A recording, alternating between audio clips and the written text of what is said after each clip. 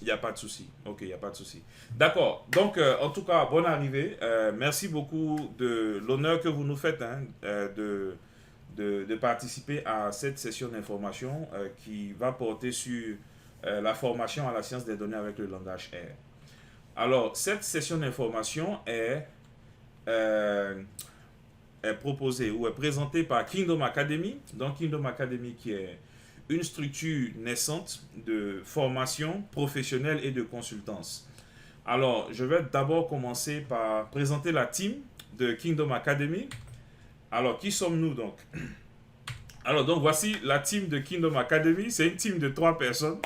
Donc, il s'agit de moi, mon épouse, donc du nom de Esther, et le grand patron du nom de Nitani, c'est lui qui est notre directeur général. Voilà. Et donc quelques. Ok, merci beaucoup. Voilà, donc voici quelques photos de. Et comme vous voyez, le directeur, il est bien placé en haut, hein, comme il se doit. Voilà, donc d'autres photos du patron, du grand patron en rouge, et puis des employés à gauche et à droite. Ok, d'accord. Mr. Steve dit qu'il voit l'écran, c'est superbe. D'accord. Alors, donc, on va parler un peu plus du formateur. Donc, c'est ça notre équipe à Kingdom Academy et nous avons tous des fonctions. Voilà. Et là, on va essayer de parler un peu du parcours du formateur lui-même. Donc, alors, je me nomme Ghislain Nonogay. Je pense en tout cas que plusieurs personnes ici me connaissent déjà.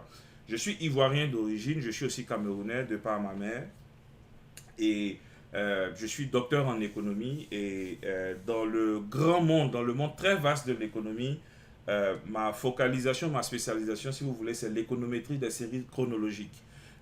Ma deuxième spécialisation, c'est aussi le commerce international, bon, même si ce n'est pas mentionné ici.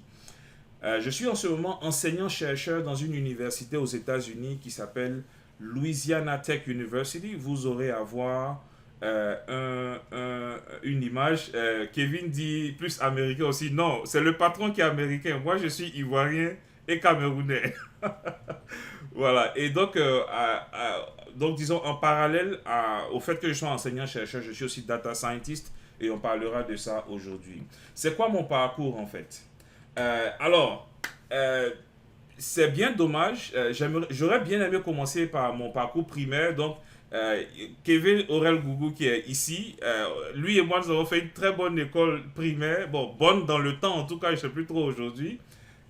Qui s'appelle Senzibo, qui se trouve à Yamoussoukro. J'aurais bien aimé que mon école primaire ait un site internet sur lequel j'aurais pu prendre des images et tout ça pour vous présenter. Et donc, je pense que chez nous en Afrique, on a vraiment beaucoup de chemin à faire sur ce plan-là. Nous sommes dans l'ère du digital, c'est important de pouvoir digitaliser ces choses. Cependant, je pense que la plupart des gens ici, en tout cas plus de 50% des personnes qui sont connectées en ce moment, ont fait cette école-là, le lycée mixte de Yamoussoukro, donc où j'ai obtenu un baccalauréat C. J'étais dans la même classe. Ok, nous avons un autre. Voilà. Donc j'étais exactement dans la même classe que Négus Messian qui est là et on traitait quelques exercices ensemble et tout. Bonne arrivée à monsieur Afi Jean-Yann Atumbré. Voilà. Alors, donc c'est là que j'ai obtenu mon baccalauréat C. Par la suite, je me suis rendu au Ghana où j'ai obtenu un bachelor en économie. Et ça, c'était ma filière principale. Ma filière secondaire, c'était la comptabilité. Et ce sont des diplômes que j'ai obtenus à Central University, qui se trouve à Accra, au Ghana. Ah, et oui, en parlant du Ghana, c'est là en fait que j'ai rencontré Monsieur Aka Frank et nous avons passé de bons moments. Par la suite, je me suis rendu aux États-Unis à Auburn University, qui se trouve dans l'État de l'Alabama. Et c'est là que j'ai obtenu mon master's et mon PhD en économie. Sous la direction de quelqu'un pour qui j'ai énormément de respect, qui s'appelle le professeur Hyang Woo Kim, qui était mon maître de thèse, et qui est en fait originaire de Corée du Sud. Voilà. Alors, cette photo que vous voyez là, c'est une photo qui m'est très chère personnellement, parce que en tant qu'étudiant en doctorat, j'ai commencé à enseigner. Et en fait, dans l'enseignement, en fait, de façon générale, il y a plusieurs types en fait, de classes qu'on vous donne. Donc, il y a des petites classes de 25 personnes, il y en a de 50 personnes, et il y a des amphithéâtres comme ça. Alors, quand j'ai commencé à enseigner à Auburn University, j'avais d'excellentes évaluations. Et donc, le chef du département me disait que pour la première fois, qu'on allait confier un amphithéâtre à un étudiant. Donc, c'était ma première rencontre avec mes étudiants. Je pense que c'était en 2013, non, en 2015, excusez-moi. Et donc, c'est là que j'ai rencontré des étudiants dans un amphithéâtre la première fois en tant qu'étudiant moi-même, mais en doctorat. Voilà, donc c'est une image qui m'est très chère. Et là, c'était une autre petite classe, ça c'était un autre semestre où ce jour-là, j'avais décidé, on était dans l'hiver, donc il faisait froid, et là, le soleil commençait à sortir un peu, donc j'ai donné comme ça, comme idée d'aller faire cours dehors en fait. Voilà. Voilà, donc on est allé dans les herbes, là, comme vous voyez, c'est là-bas qu'on a fait cours ce jour-là. Et on a pris des photos, c'était assez intéressant. Alors, c'était pas un cours d'épreuve physique ou quoi, c'était un cours d'économie en fait. Donc, que nous avons fait là d'ailleurs, comme vous voyez, ce sont de très bonnes mémoires que nous avons gardées. Voilà. Alors, donc, je vous disais que j'étais enseignant-chercheur à Louisiana Tech University au département d'économie et de finances. Là, c'est l'image de la faculté des affaires. Donc, là où mon département se trouve, c'est une image, c'est dans ce bâtiment-là que mon bureau se trouve. Alors, donc, après avoir présenté le formateur, nous allons rentrer dans le vif du sujet et nous allons parler déjà de ce que j'appelle l'ère des données. L'ère des données. Donc, nous nous trouvons dans l'ère des données en ce moment. Qu'est-ce que ça veut dire que nous nous trouvons dans l'ère des données? Alors, pour les personnes qui viennent de nous rejoindre, je tiens à vous dire que mon écran est en ce moment partagé. Donc, je vous suggère de chercher à agrandir mon écran afin de pouvoir suivre la présentation en ce moment. Merci beaucoup. Alors, donc, l'ère des données, c'est quoi? Oui, oui. Ah oui, d'accord. Donc, pour pouvoir agrandir l'écran, merci beaucoup, Mr. Frank. Euh, pour pouvoir agrandir l'écran, sur mon écran, vous devrez voir l'aire des données en ce moment. Si vous partez dessus, vous allez voir comme une épingle. Donc, si vous cliquez sur cette épingle-là, l'écran va s'agrandir en fait. Et c'est là que vous pourrez mieux voir les choses que je suis en train de partager avec vous en ce moment. Donc, je vous demande de, s'il vous plaît, agrandir mon écran afin que vous puissiez suivre ce que je suis en train de partager. Voilà. Donc, en revenant sur la présentation, donc l'ère des données, c'est quoi? Alors, on a appris tous à l'école hein, l'histoire de l'humanité et l'humanité est passée dans plusieurs ères. Donc, on avait le temps de la cueillette, donc c'est comme ça que l'homme a commencé. Voilà, on faisait la cueillette. Et après, il y a eu plusieurs ères. Et donc, un peu plus récemment, nous avons eu la révolution industrielle et tout ça. Et toutes les fois que l'humanité passe par une ère bien précise, euh, les activités qui sont en relation avec cette ère-là sont les activités qui vous apportent le succès, en fait. Voilà. Donc, dans l'ère de la cueillette, les agriculteurs, donc les gens comme les Steve, les agronomes, ce sont les plus riches, en fait, dans ce genre d'ère-là. Dans l'ère industrielle, la révolution industrielle, les personnes qui ont des unités de transformation de produits, ce sont disons, les personnes qui sont les plus à succès. Alors, permettez-moi de dire aujourd'hui que nous sommes dans l'ère des données. Donc, même s'il y a beaucoup d'autres activités qui sont à succès, permettez-moi de dire que ceux qui s'y connaissent en fait dans cette ère-là, ceux qui savent travailler avec les données, ce sont des personnes qui peuvent aussi avoir du succès. Alors, voici un fait ahurissant qui va vous montrer ou qui va vous démontrer que nous sommes effectivement dans l'ère des données. La quantité produite de données dans le monde entier, durant les 5 dernières années, est largement supérieure à la quantité de données produites dans tout le XXe siècle. Alors imaginez, nous sommes dans une ère de données qui est tellement, en fait, disons, c'est tellement réel, le fait que nous soyons dans l'ère des données, que les 5 dernières années, nous avons produit plus de données que dans tout le XXe siècle. Et c'est un fait qui est ahurissant parce que quelque chose qui est produit en 5 ans, qui dépasse quelque chose qui est produit en 100 ans, ça veut dire que nous sommes vraiment dans cette ère-là. On va continuer. Bonne arrivée à Papa Gay Calixte. Ok. Alors, donc ici, on voit un peu, nous avons une source ici, voilà, qui est Statista, qui montre en fait, si vous voulez, le volume de données produites dans le monde entier, avec en fait des projections dans le futur. Donc, regardez, en 2010, nous avions environ 2 zettabytes de données produites dans le monde entier. Et regardez en fait comment est-ce que la croissance est exponentielle. au fur et à mesure qu'on avance en fait. Regardez, c'est une croissance qui est effectivement exponentielle. Et donc de 2010 à 2020, nous passons de 2 à 59. C'est en fait comme ça que les choses se passent avec les données. Les données sont en train, les données qui sont produites deviennent beaucoup plus grandes et disons la vitesse à laquelle en fait la production se passe est elle aussi grandissante. Et nous avons des projections dans le futur et donc dans le futur il est prévu que en 2024 disons que nous aurions environ 149 zettabytes de données produites. Alors, nous, c'est pas une unité de mesure que nous connaissons très bien, donc les zettabytes. Nous sommes très habitués aux gigabits, aux mégabits et tout ça. Alors, des zettabytes, c'est quoi? Si vous savez ce que c'est qu'un bit, un zettabyte, c'est 2 puissance 70 bits. Juste pour vous donner, en fait, une idée de la grandeur de cette unité de mesure là qu'on appelle le zettabyte. C'est extrêmement grand. Et à cause, en fait, de la quantité de données aujourd'hui, on a dû encore créer une autre unité qu'on appelle le yotabit, qui est 2 puissance 80 bits. Et c'est vraiment énorme, en fait. C'est ce qu'il faut retenir.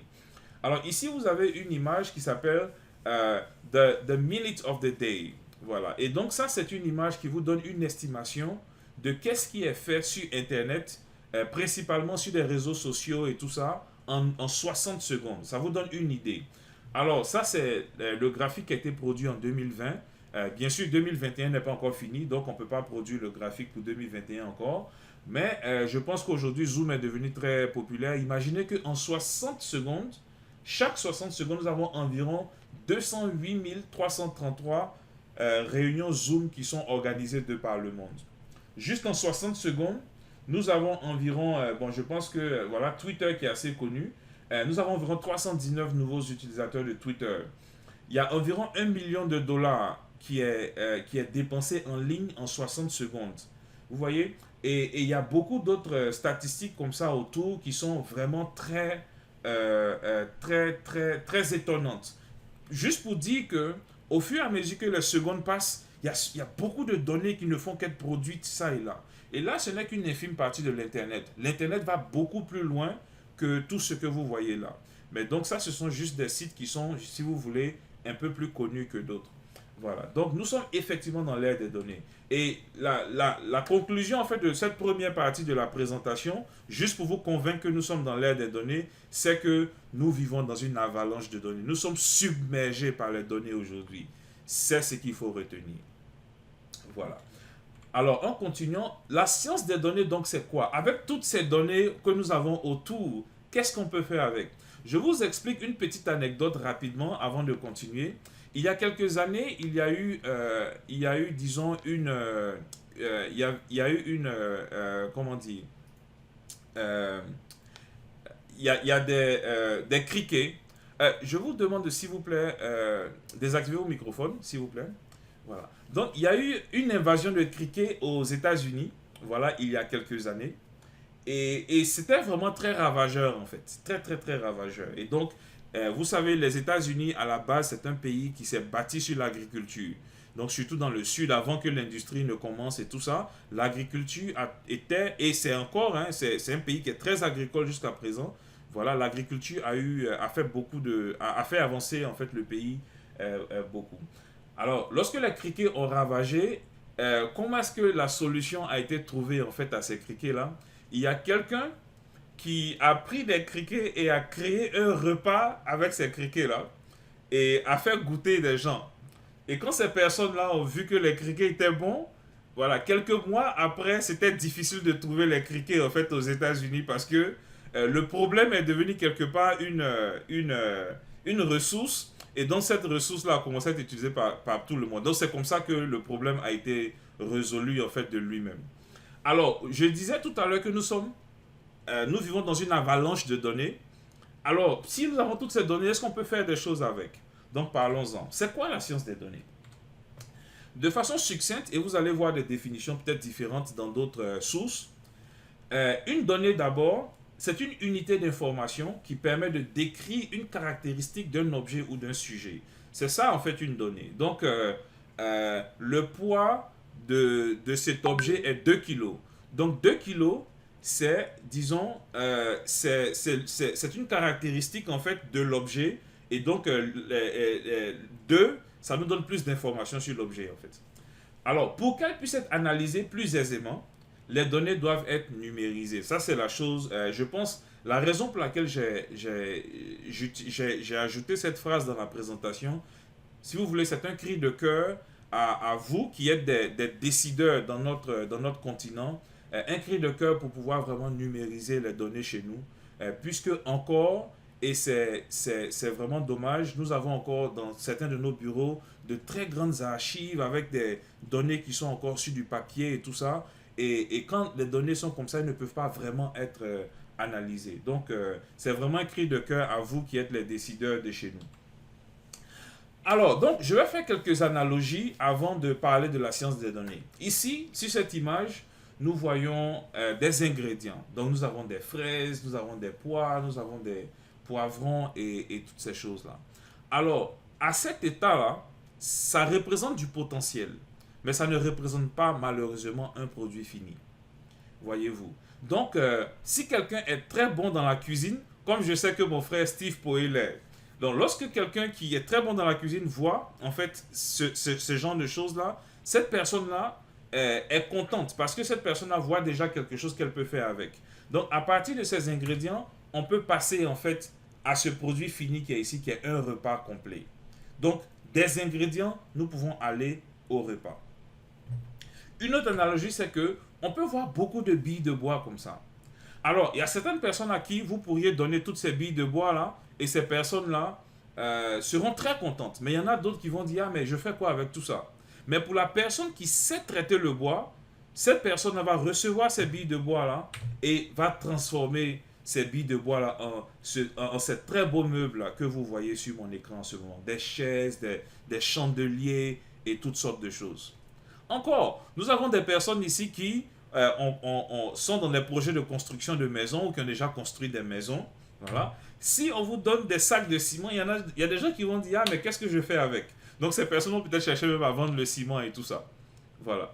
Cependant, pour quelqu'un qui sait quoi faire avec du ciment, lorsque on donne à cette personne-là ce ciment, voici ce que la personne fera avec le ciment. Une très belle maison qui est un produit fini.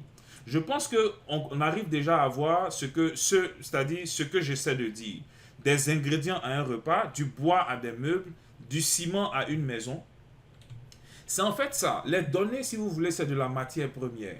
Lorsque les données vous sont communiquées, on ne peut vraiment rien faire avec réellement. Mais il faut pouvoir faire une transformation. Tout comme on ne peut pas se nourrir avec les ingrédients, il faut en faire un repas. On ne peut pas vivre dans du ciment, il faut bâtir une maison. De la même manière, lorsque les données, dans tous les domaines, il n'y a pas un domaine dans lequel il n'y a pas les données. Lorsque les données sont produites, il faut pouvoir les analyser, il faut pouvoir les transformer, il faut pouvoir les changer afin d'en faire un produit fini avec lequel on peut faire des choses. Donc, je décris la science des données ici comme étant le processus de traiter des données en vue d'y extirper des informations aidant à la prise de décision. Donc, les données sont donc la matière première.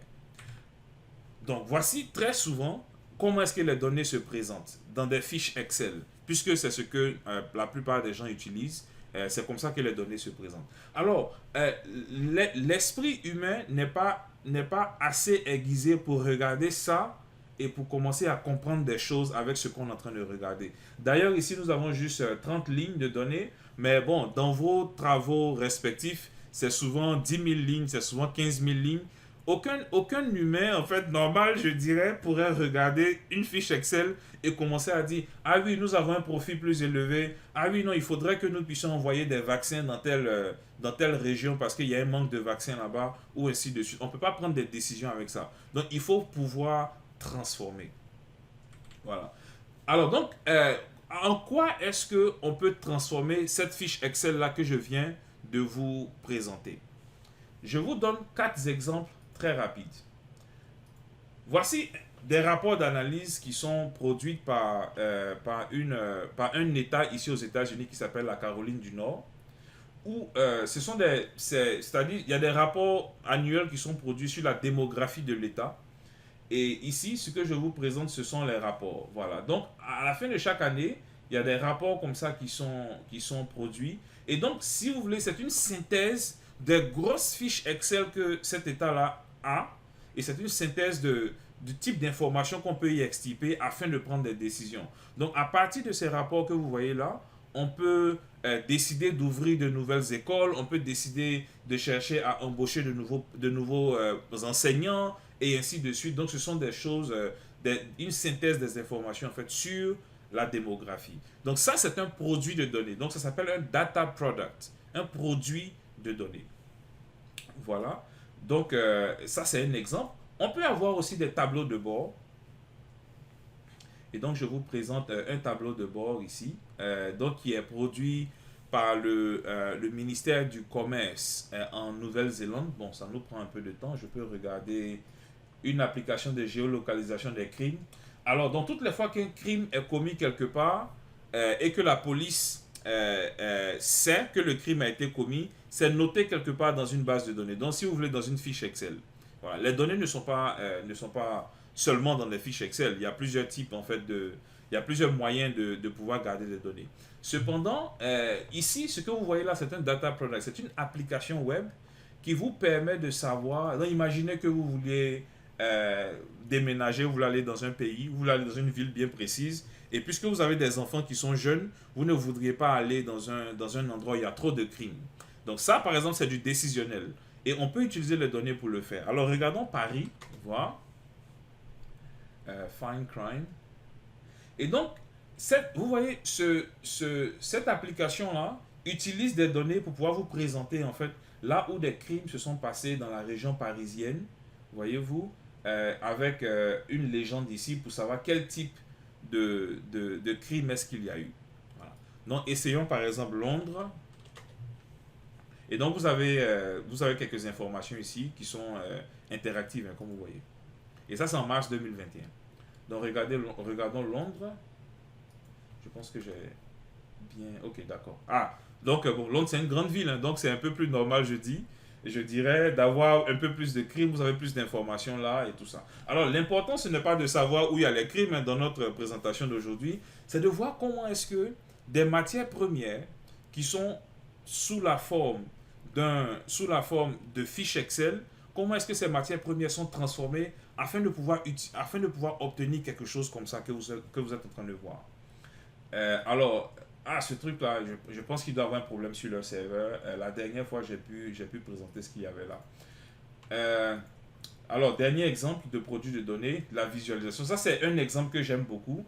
C'est une librairie, en fait, dans le langage, en fait, que je vais enseigner, qui vous permet d'explorer, en fait, des liens d'un réseau. Alors ici, le réseau dont il s'agit ici, ce sont, si vous voulez, tous les programmes qui se trouvent dans le langage que je vais enseigner qui s'appelle R, on va en parler. Parce que ce qu'on appelle les packages sont interreliés. Et donc ça vous permet d'explorer. Vous voyez, vous pouvez vous déplacer dedans. Ça vous permet d'explorer en fait le réseau. Et je pense que c'est vraiment très magnifique. Bien sûr, les réseaux de packages, c'est assez complexe. Mais imaginez en fait des réseaux les réseaux humains. Alors, Steve dit qu'il a un problème de son. Frère, tu arrives à m'entendre? Ah, peut-être qu'il ne m'entend pas. Je pense que tout le monde arrive à m'entendre en ce moment. Est-ce que vous pouvez confirmer que vous m'entendez? Ah, ok, d'accord. Donc, vous confirmez. Je sais pas trop.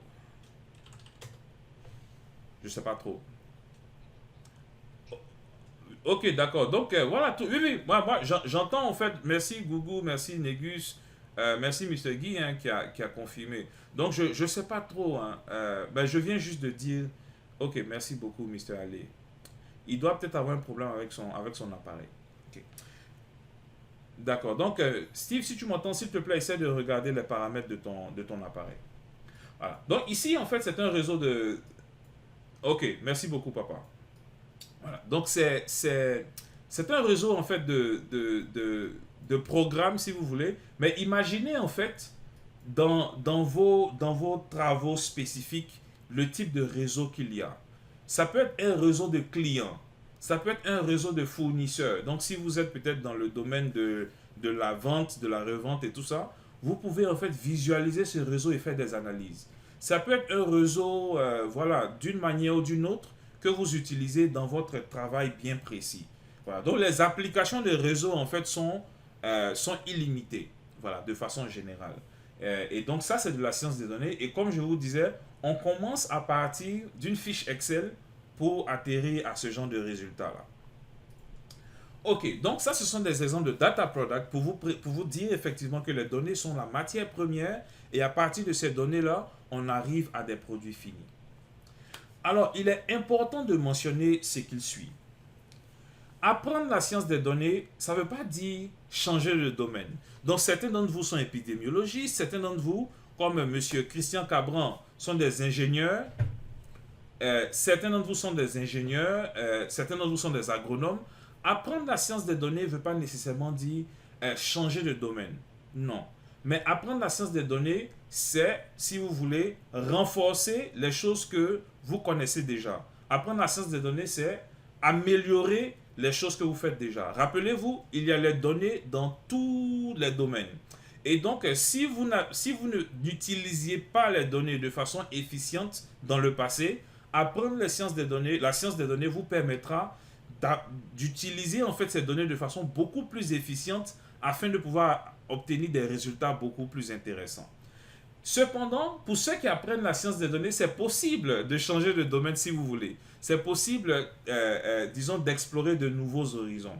Alors, pour mes exemples personnels, je pense que, bon, pour ceux qui étaient là depuis le début, je vous disais que j'avais fait quelques travaux avec M. Allegui qui est présent dans cette présentation. Et nous avons fait des travaux en épidémiologie. Lui, c'est le maître, en fait, dans le domaine. Moi, pas. Moi, je ne m'y connais pas et c'est lui qui dirigeait les choses. Cependant, j'ai pu quand même aider dans ce projet-là. Pourquoi? Parce que j'ai appris à manipuler les données. Donc, M. Allegui me disait, Ghislain, je veux ci, je veux ça, je veux ci, je veux ça. Je lui disais, OK. Et donc, j'essayais d'obtenir les résultats qu'il voulait.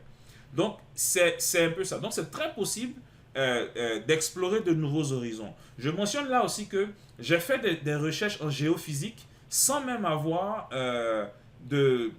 j'ai jamais fait de cours en géophysique de ma vie. Cependant, j'ai pu en fait aider des géophysiciens dans leurs recherches parce que je sais manipuler les données.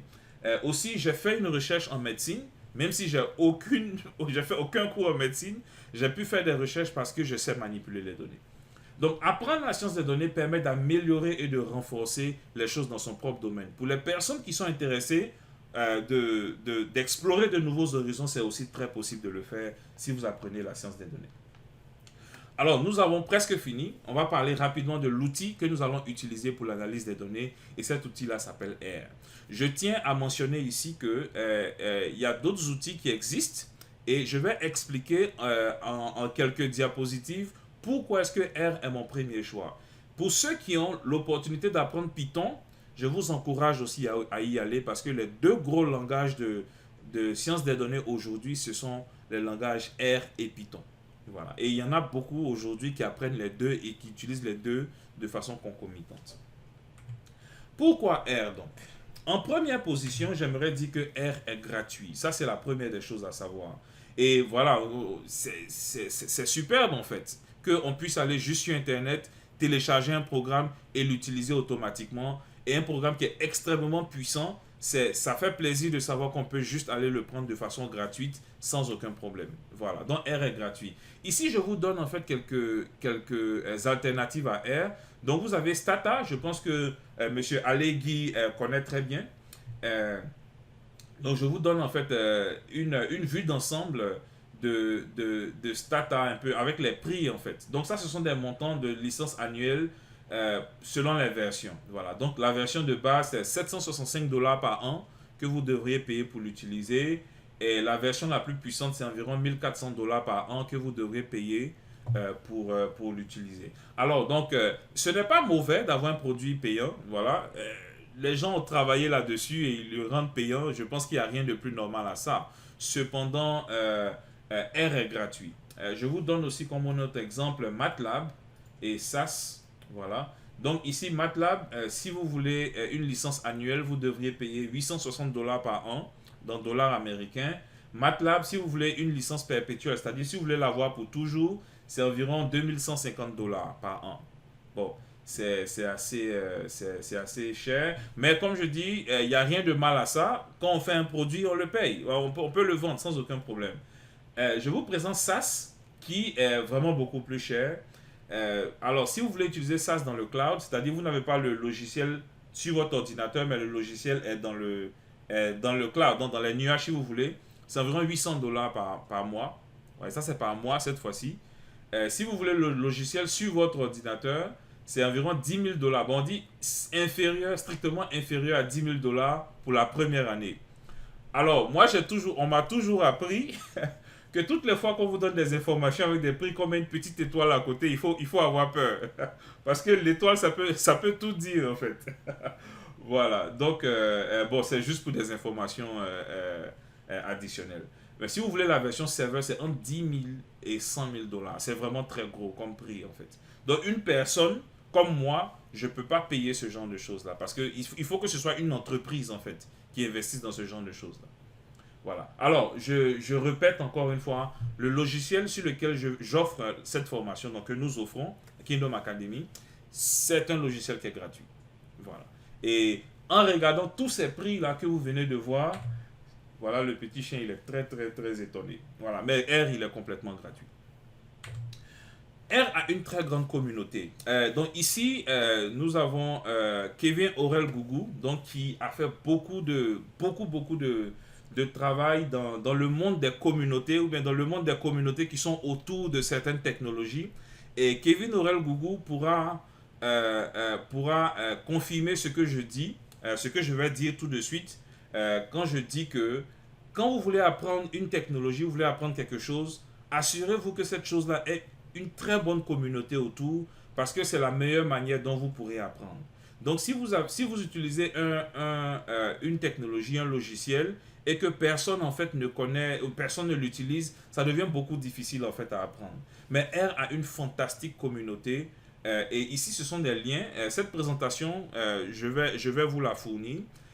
Donc ici ce sont des liens qui vous montrent en fait des livres gratuits et c'est même pas que c'est pas du piratage. Il y a beaucoup de gens dans R, alors je vais vous présenter, qui prennent le temps des années pour écrire des livres et les rend en fait totalement gratuits en ligne.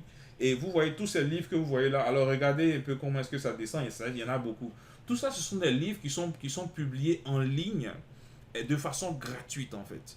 Voyez-vous. C'est le type de communauté que R a. Parce que c'est une communauté qui est vraiment très fantastique.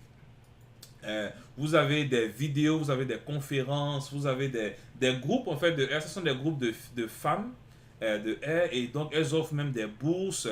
Et ce genre de choses-là. Voilà. Donc, c'est vraiment fantastique. C'est une très grande communauté. Et personnellement, je suis très fier d'appartenir à cette communauté-là. Voilà. Donc, en premier, R est gratuit. En deuxième, R a une grande communauté. Alors, à ce niveau des choses, j'aimerais très rapidement, lorsque nous allons passer, j'aimerais juste vous dire, lorsque nous allons passer aux questions-réponses dans quelques minutes, je vais vous envoyer un lien. C'est le lien d'un formulaire. Juste pour pouvoir prendre quelques de vos informations, pour pouvoir vous recontacter par la suite. Voilà. Alors, donc, R est un logiciel libre et ouvert. Alors, un logiciel libre et ouvert, ça veut dire des choses assez intéressantes. Je vais lire rapidement pour que vous compreniez. Un logiciel ouvert offre des formats de données interopérables et dont les spécifications techniques sont publiques et sans restriction d'accès ni de mise en œuvre. Ça veut dire que R, lorsque vous téléchargez R, c'est pour vous. C'est pas qu'il y a des restrictions, quoi. Non, vous pouvez faire tout ce que vous voulez faire avec R. Alors, on n'aura pas trop le temps que je vous fasse une petite démonstration tout de suite. Mais R est tellement ouvert que c'est une démonstration que j'ai faite dans d'autres séminaires que j'ai donnés. Vous voyez le signe plus. Le signe plus qu'on utilise pour faire l'addition. R est tellement ouvert que vous pouvez redéfinir le signe plus pour faire autre chose. Ou quand tu utilises plus, ça peut faire une soustraction, ça peut faire une multiplication. Alors bien sûr, c'est une mauvaise idée de faire quelque chose du genre, mais c'est pour vous montrer en fait le degré d'ouverture de R, juste pour que vous sachiez que c'est un logiciel qui est vraiment superbe. Et lorsque vous le téléchargez, il est pour vous, vous en faites ce que vous voulez. Un logiciel est considéré comme libre si sa licence garantit à l'utilisateur les 4 libertés suivantes. Accéder au code source, étudier le fonctionnement du programme et l'adapter, redistribuer des copies. Ça veut dire si vous avez R, vous pouvez donner R à vos collègues, à vos frères, à vos sœurs, sans avoir peur en fait, que vous soyez en train d'enfreindre à une loi. Améliorer le programme et publier les améliorations pour en faire profiter toute la communauté. Et bien sûr, il y a des gens qui ont pris R et qui ont transformé R, qui ont amélioré R d'une certaine manière et ont rendu R disponible en fait à toute la communauté. Donc, R est un logiciel libre et ouvert et c'est vraiment une plus-value. Alors, donc, nous allons continuer. R est un logiciel puissant, donc je l'appelle un couteau suisse. Pourquoi? Parce que R vous permet de faire tout dans tout ce qu'on appelle le processus de la science des données. Vous savez, il y a 3 grands processus dans la science des données. D'abord, lorsque vous avez des données, vous devez les importer et puis les reformater. Donc ça, c'est la première partie du processus. R a tout ce dont vous avez besoin pour faire ça. Ensuite, lorsque vous êtes un scientifique, si vous faites des recherches ou si vous faites des affaires ou quoi que ce soit, vous devez maintenant transformer, visualiser, modéliser, valider les modèles, faire des hypothèses et tout ça. Et ici encore, R a beaucoup d'outils qui vous permettent de faire ça. Donc vous ne devez pas aller d'un logiciel à un autre lorsque vous partez de la première étape à la deuxième étape. En troisième position, une fois que vous avez obtenu vos résultats, vous devez maintenant les communiquer. Vous devez distribuer vos résultats. R aussi a des outils pour pouvoir faire ça. Donc, du début de votre processus jusqu'à la fin du processus, R a des outils pour tout faire. Et donc, ça, c'est vraiment une très bonne chose.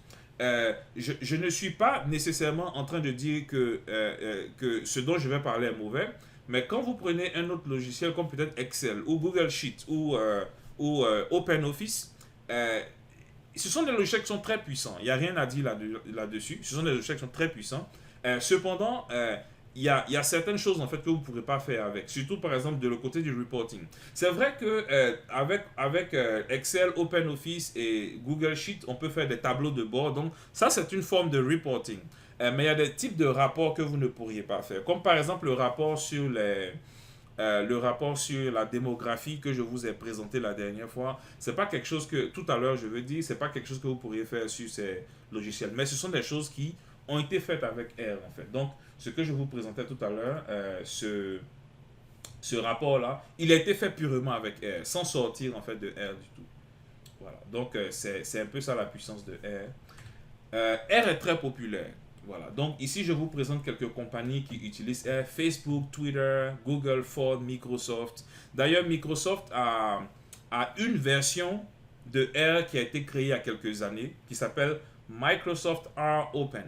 Voilà. Donc ils ont acheté une compagnie qui était une compagnie dans le temps qui était très, très populaire, une compagnie qui se spécialisait en R. Donc Microsoft l'a acheté et donc a fait une réadaptation.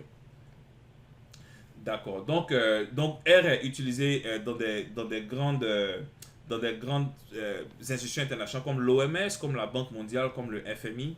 Et ici, je vous présente aussi voilà, une liste de compagnies qui sont très très populaires qui utilisent R. Voilà, IBM, Airbnb, Uber, Microsoft, comme je disais tout à l'heure, HP, Ford. Et la liste est vraiment très grande. Et tout ça, ce sont des compagnies qui sont extrêmement populaires, de très grandes multinationales. Voilà, donc je vous présente ça juste rapidement. Ok, donc nous venons de parler de la science des données juste pour que vous puissiez avoir une idée de ce que c'est que la science des données.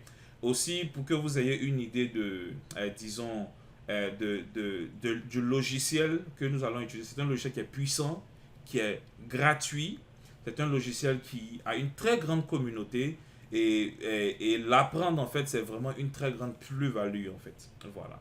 Donc là maintenant nous allons parler de la formation en elle-même et donc il y a des informations que je voudrais partager avec vous. Quels sont quelques bénéfices de la formation?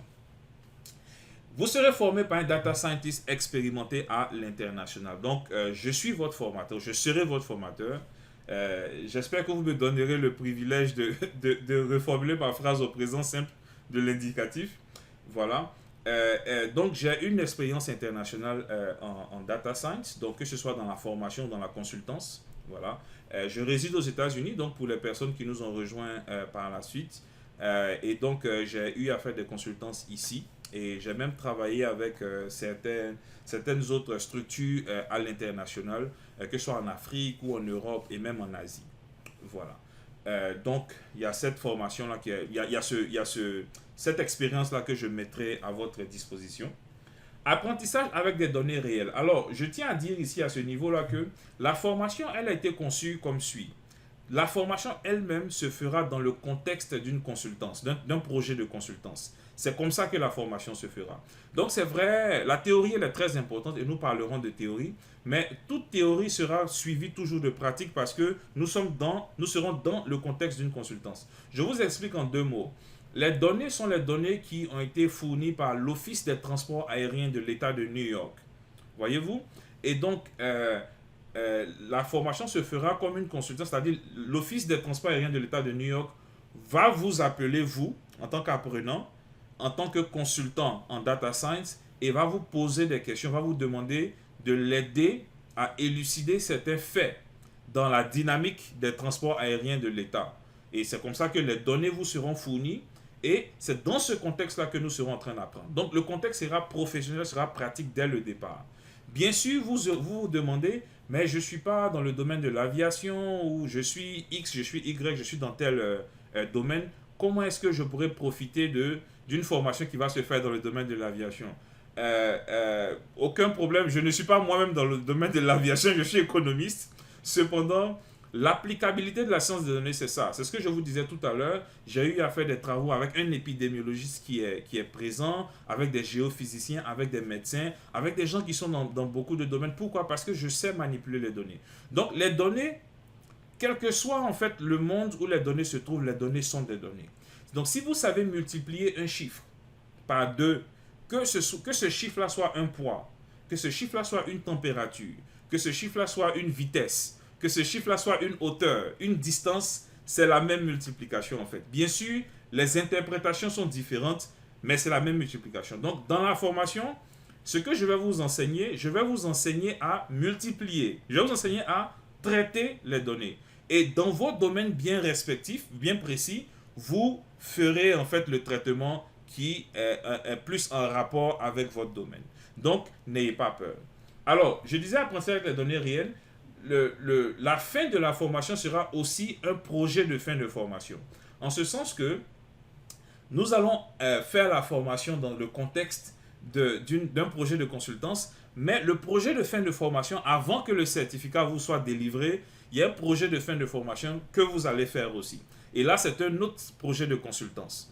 Voilà. Ou dans ce cas-là, c'est une compagnie de voyage qui va vous fournir les données et va vous poser un certain nombre de questions. Et donc, vous aurez à utiliser ces données, les analyser et donner du conseil à cette compagnie de voyage-là. Donc, ça sera une compagnie qui fait des voyages culinaires, c'est-à-dire, et ça existe, hein, pour ceux qui ne savent pas, des gens qui voyagent pour manger seulement. Voilà, donc ça s'appelle du tourisme culinaire. Voilà, donc cette compagnie va vous fournir des données sur des restaurants, et donc vous allez, après l'analyse de vos données, donner du conseil sur quel type de restaurant aller, là où c'est un peu plus, disons, où il y a un peu plus de sécurité alimentaire et ce genre de choses-là. Donc ça sera vraiment très, très, très pratique. On va faire du live coding. Ça veut dire je ne vous donnerai pas des produits finis. Disons, produire le produit, excusez-moi pour la tautologie, ensemble. Donc nous allons cuisiner le repas ensemble, nous allons bâtir la maison ensemble, nous allons fabriquer les meubles en bois ensemble. Donc ça sera du live coding. Et donc ça ne sera pas juste, ah voici tel code fait ci, tel code fait ça. Non, il y aura du live coding. Ensuite, je parlais de ça au tout début, élargissement des réseaux professionnels. C'est vraiment un honneur pour moi qu'à cette session d'information, il y ait toutes ces personnes-là qui sont de tous ces backgrounds et qui sont de ce genre de niveau-là. Voilà. Pour les personnes que je connais, en tout cas, ce sont des personnes pour qui j'ai beaucoup de respect. Monsieur Franck Allais, qui est un homme, en tout cas, très respectable. Monsieur Gougou Kevin, Monsieur Franck Aka, très respectable. Mon papa Calixte Gueye, Monsieur Steve Poé. Et la liste est longue. Ce sont des gens qui, on va dire, ont réussi dans la vie. Voilà. Et je suis vraiment très honoré de vous avoir ici. Alors, pendant que nous serons en train de faire la formation, il y aura en tout cas des exercices qui seront donnés. Je vais en parler tout à l'heure. Et je vais vous encourager de faire ces exercices-là en groupe. Voilà. Pour ceux qui seront nos apprenants, en tout cas, il y aura une plateforme qui va faciliter l'échange où vous pourrez faire des appels audio sur cette plateforme-là ou des appels vidéo si vous le voulez. Et pendant vos échanges, qui sait ce qui va se passer. Voilà. Donc, une personne A, un apprenant A, un apprenant B, étant peut-être dans le même domaine, peuvent, au-delà même de la formation que nous allons faire, faire des projets par la suite. Voilà. Donc, il y aura un élargissement du network parce que toutes les personnes qui vont rentrer dans cette formation sont des personnes de qualité. Accès à des conseils sur le long terme. Donc, lorsque vous rentrez en fait dans disons la plateforme à laquelle vous aurez accès, dans cette plateforme, vous aurez toujours accès à moi. Donc, vous pourrez me poser des questions. Et pas seulement à moi. Donc, nous serons tous ensemble. Vous pourrez poser vos questions. Même dans le futur, il y a peut-être des choses sur lesquelles vous aurez besoin de quelques pistes. Je pourrais éventuellement vous aider là-dessus. Bien sûr, je ne suis pas en train de dire que je serai en train de faire votre travail ou quoi que ce soit. Je dis ça pour rire. Mais vous aurez accès à du conseil, à du conseil d'experts, en fait, sur le long terme. Et à la fin, nous aurons une attestation de participation à la formation. Sur ce point-là, j'aimerais mentionner la chose qui suit. C'est une question que je reçois toujours. Est-ce qu'on va recevoir un diplôme? Est-ce qu'on va recevoir un certificat? La réponse est oui. Je me suis présenté en tant que professeur à Louisiana Tech University et je tiens à mentionner, c'est très important, que les certificats ou les attestations ne seront pas décernés par l'université où je suis enseignant-chercheur ici aux États-Unis, mais seront décernés par Kingdom Academy et ça sera une attestation de participation à la formation. Alors, je reçois aussi la question souvent qui est la suivante. Est-ce que ces certificats seront reconnus? Je tiens à dire que le monde de la data science est un monde qui est très jeune et il n'existe pas aujourd'hui en 2021 un corps professionnel qui, si vous voulez, accrédite des formations en data science, ça n'existe pas. Tout à l'heure, je vais vous montrer quelques formations qui sont offertes aux États-Unis et en France. Et toutes les formations en data science aujourd'hui qui sont formées, les certificats qui sont donnés à la fin de ces formations sont au nom des structures de formation. Voyez-vous. Donc, ce n'est pas comme, par exemple, dans le monde du réseau, dans le monde de la télécommunication. Vous avez des accréditations comme Cisco. Pour ceux qui sont dans le monde du cloud, vous avez des accréditations comme Amazon Web Services, AWS et ce genre de choses. Il n'existe pas de corps professionnel qui accrédite. Ou par exemple, si vous êtes dans le domaine de l'architecture, il y a peut-être un ordre des architectes dans votre pays ou ce genre de choses. Ça n'existe pas dans la data science. Donc, il n'y a pas de certificat reconnu, à moins que peut-être que vous alliez dans une université, Cheikh Anta Diop, université de Cocody, et que vous fassiez une formation là-bas. Voilà. Et là, l'accréditation donc vient du nom de l'université. Voilà. Donc, vous aurez effectivement des certificats qui vous permettront d'attester du fait que vous avez fait la formation. Aussi, la dernière chose que je vais dire là-dessus, c'est que il n'existe presque pas de personnes qui soient des data scientists purs, des scientifiques de données purs. Qu'est-ce que je veux dire? Le domaine est tellement nouveau que toutes les personnes qui opèrent dans la data science ou qui exercent dans la data science comme moi viennent de différents domaines en fait. Moi je suis économiste comme je vous disais, voilà. Et toutes les fois que vous allez voir des gens qui font de la data science, ce sont peut-être des statisticiens à la base, ce sont des physiciens à la base et ainsi de suite, des businessmen à la base et ainsi de suite. Donc il n'existe pas vraiment de personnes pures en data science. Donc aujourd'hui, ceux qui travaillent dans la data science, ce n'est pas parce que ces personnes-là ont eu des diplômes, c'est parce que ces personnes-là ont travaillé et ont produit des choses en fait. On produit des choses avec la data science. C'est ce qui fait que ces personnes sont reconnues en tant que telles. Concernant la production, si vous voulez, la production de produits, excusez-moi encore pour la tautologie, ce sont des choses que nous allons faire dans la formation. Parce qu'à la fin de la formation, vous aurez 2 projets de consultants sur lesquels vous avez travaillé personnellement. Le projet sur l'aviation, le projet aussi sur les restaurants. Cependant, et là j'ai décidé de prendre des domaines qui sont très différents juste pour vous montrer que l'applicabilité en fait de la science des données, elle est universelle. Mais entre-temps, il y a des exercices qui vous seront donnés et je vais en parler tout de suite. Donc des mini-projets sur lesquels vous êtes encouragés à collaborer. Ok, donc voilà quelques bénéfices de la formation. Prérequis de la formation, aucun. Alors, on va coder, on va écrire des codes, mais vous n'êtes pas requis d'avoir codé dans votre passé déjà pour pouvoir suivre la formation. Du tout, du tout, du tout, du tout. Donc, si vous avez déjà vu des codes et que vous avez eu peur de voir ces codes-là, vous êtes les personnes en fait que nous recherchons à Kingdom Academy. Des personnes qui ont zéro background en code. Voilà, ça c'est vraiment notre prérequis. Le prérequis, c'est aucun. Bon, c'est vrai que je dis aucun, mais il y a quand même quelques prérequis et je pense que ce sont des prérequis qui sont naturels. Il faut un ordinateur connecté à Internet puisque notre formation va se faire en ligne. Je me trouve aux États-Unis, vous vous trouvez au Mali, au Sénégal, au Kenya. Donc, il faudra un ordinateur connecté à Internet et il faudra un microphone et ou une webcam sur votre ordinateur pour que nous puissions quand même échanger. Donc, voilà ce dont vous aurez besoin en fait pour pouvoir faire la formation. Et voilà, donc mode de formation, je viens d'en parler. Donc c'est distanciel via des plateformes de collaboration. Nous allons surtout utiliser Discord, voilà. Et donc pour ceux qui vont, je vais produire une vidéo, où je vais faire un tour de la plateforme. C'est une plateforme qui est très intéressante où nous serons tout le temps en contact et nous pourrons échanger en fait. Voilà, donc ce sera une plateforme privée pour les personnes qui vont s'inscrire. Et donc, comme je vous disais, il y aura des échanges audio, des échanges vidéo et j'imagine surtout des échanges à l'écrit durant la semaine. Donc, rapidement, je veux vous dire que le plan en ce moment, c'est de... Puisque nous sommes tous des travailleurs, le plan en ce moment, c'est d'organiser les rencontres de formation, disons, les samedis et les dimanches. Donc, nous aurons 3 heures samedi et 3 heures dimanche. Voyez-vous? Et donc, ça fera 6 heures et on va faire ça sur 6 semaines. Donc, nous aurons environ 36 heures de cours. Donc, on va dire 35 heures, 36 heures de formation. Voilà. Donc, samedi, dimanche sur 6 semaines. Voilà. Et ce n'est pas mentionné dans la présentation ici, mais la formation commence le 5 juin 2021. Donc, dans 2 semaines, la formation, en fait, va débuter. Voilà. Alors donc j'ai déjà répondu, est-ce que le certificat sera reconnu? C'est de ça que je parlais tout à l'heure.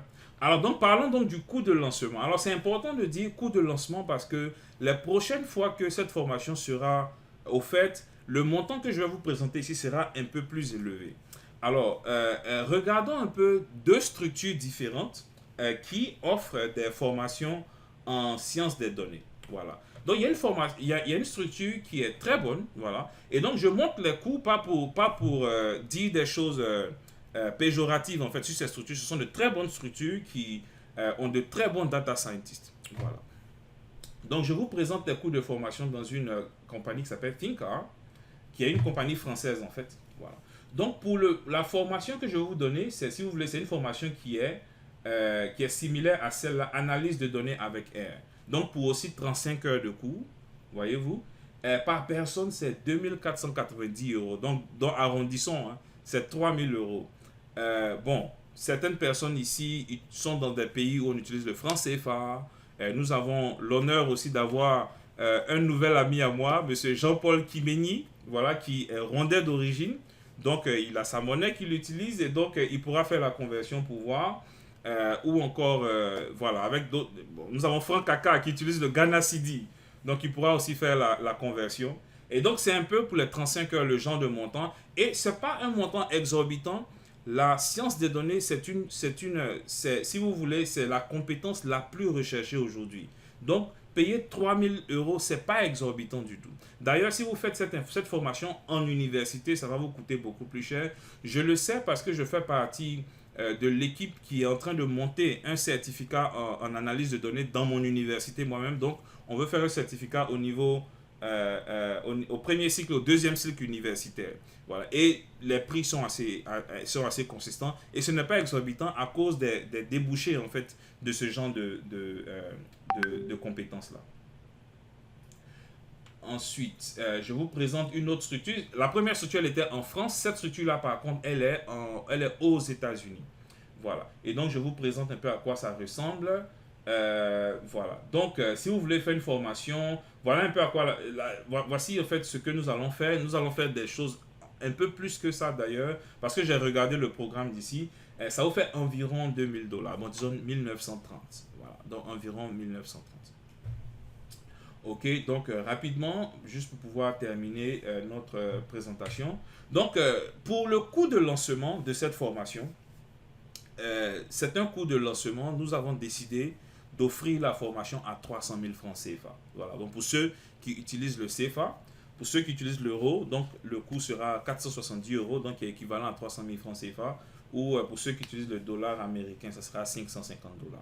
Donc, je vais vous montrer une visualisation des données, puisqu'on parle de data products. Voilà, ça, ce sont des données, hein, des chiffres et tout ça. Donc, j'ai fait des conversions juste pour avoir les mêmes éléments pour pouvoir produire ça. Donc, la première formation que je vous ai montrée, voici en fait ce que représente le coût. La deuxième formation, voici le coût en fait, pour 35 heures de formation, hein, pour les deux. Voilà. Et ce que je vous propose avec Kingdom Academy, avec l'équipe de Kingdom Academy, c'est ça.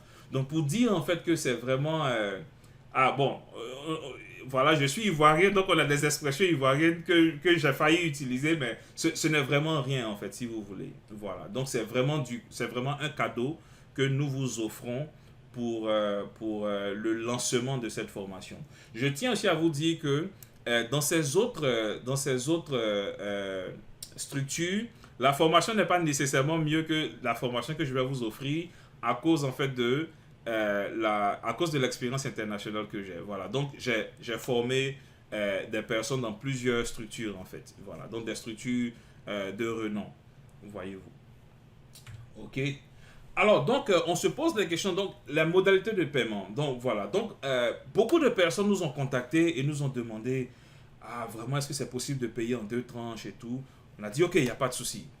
Voilà, parce que d'abord, on avait décidé que tout le paiement se ferait en une fois avant le début du cours, mais on a décidé de permettre des modalités. Voilà. Donc, pour le montant, les deux tiers, OK, devront être payés avant le début de la formation, donc qui sera dans 2 semaines, donc le 5 juin 2021. Le reste, donc le tiers restant sera payé le 5 juillet. Voilà, donc un mois après, qui sera juste avant la fin de la formation. Voilà. Alors, les modes de paiement, il y a plusieurs modes de paiement qui existent, mais on a trouvé bon qu'on puisse utiliser un mode de paiement qui soit, disons, homogène, donc qui soit le même pour tout le monde. Et donc, MoneyGram ou Western Union, ça sera, je pense, ce sont des choses qui existent partout et ça rend les choses un peu plus simples. Voilà. Et les frais d'envoi seront à la charge de Kingdom Academy, en ce sens que si par exemple vous avez vos 300 000 francs CFA ou vos 470 euros ou vos 550 dollars que vous voulez envoyer le montant, vous partez, vous remettez ce montant-là à l'agent que vous rencontrez et l'agent extirpe en fait le montant extirpé pour que le reste soit envoyé. Donc nous allons, les charges en fait seront à nos frais. Donc voilà. Il y a d'autres modules futurs qui seront enseignés parce que la science des données c'est très vaste. Il y a beaucoup de choses en fait. Voilà. Donc ici je vous présente quelques modules que nous allons offrir dans le futur. Ces modules-là ne sont pas offerts en ce moment. On va parler de visualisation de données. Je vous promets, s'il y a une compétence dans le monde de la science des données qu'il faut chercher à avoir absolument, c'est comment visualiser les données. Parce que, encore une fois, quand vous voyez un gros tableau de données, ça n'a pas beaucoup de sens en fait. Voilà. Mais lorsque vous arrivez à visualiser les données de façon créative, ça permet de communiquer des informations beaucoup plus simplement. Voilà. On va parler de statistiques. Il y a des gens qui sont très intéressés à la statistique ici. Donc, on va faire un module en statistique purement, en machine learning aussi. Donc, ça, c'est pour l'automatisation des tâches et tout ça. On va faire des modules là-dedans. Voilà. OK. Donc, merci de votre audience et à vos questions. Voilà. Alors, avant de vous permettre de poser les questions, j'aimerais dire la chose suivante. Je suis en train de copier un lien dans le chat. Je vous prie, que ce soit à l'instant ou tout à l'heure, je vous prie de, s'il vous plaît, aller vers ce lien-là et nous donner quelques informations, surtout pour les personnes qui sont intéressées. Même si vous n'êtes pas intéressé, s'il vous plaît, donnez-nous vos informations parce que nous avons une chaîne YouTube où nous mettons à votre disposition du contenu de la data science de façon gratuite. Donc, que vous vous inscriviez à la formation ou pas, voilà, vous pouvez toujours aller et apprendre. C'est toujours des choses qui sont très bonnes. Voilà, donc je vous prie de nous donner quelques de vos informations pour que nous puissions rester en contact. Voilà. Donc, merci beaucoup pour votre patience. Et donc, je vous demande maintenant, est-ce que vous avez des questions? Si vous en avez une, s'il vous plaît, activez vos microphones et posez vos questions. Ou si vous préférez poser vos questions dans le chat, vous pouvez aussi le faire. Donc, je suis à vous à présent.